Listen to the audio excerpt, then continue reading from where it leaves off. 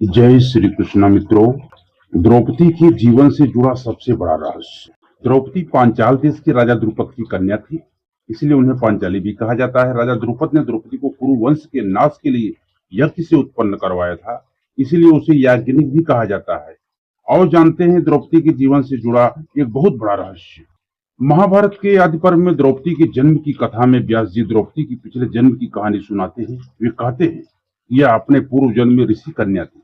अपने कर्मों के फलस्वरूप इसे कोई अपनी पत्नी के रूप में स्वीकार नहीं कर रहा था।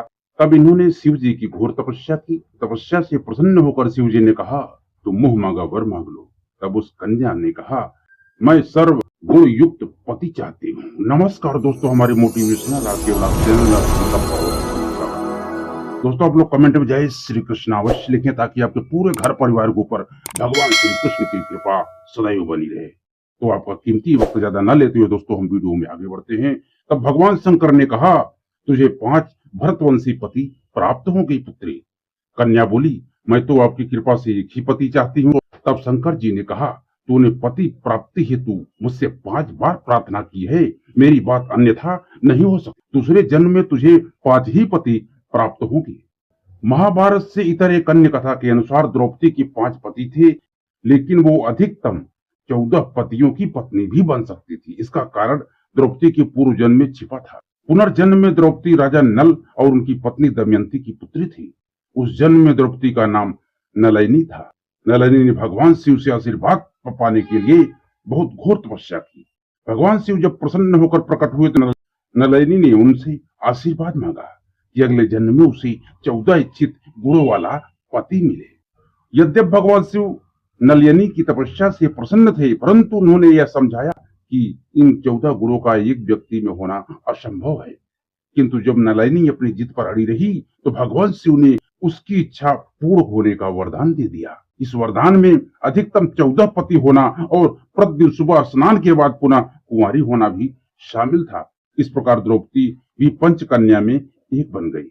नलैनी का पूर्व जन्म द्रौपदी के रूप में हुआ। द्रौपदी के इच्छित 14 गुण 5 पांडवों में थे। युधिष्ठिर धर्म के ज्ञानी थे। भीम 1000 हाथियों की शक्ति से पूर्ण थे।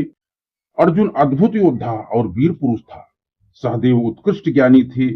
वह नकुल कामदेव के समान सुंदर थे। द्रौपदी महाभारत महाकाव्य की एक प्रमुख महिला थी दोस्तों। तो यह था द्रौपदी का कुछ रहस्य जो हमने आपको बताया। द्रौपदी से जुड़ा हुआ रहस्य क्या था और द्रौपदी पंचकन्या में कैसे शामिल हो गई।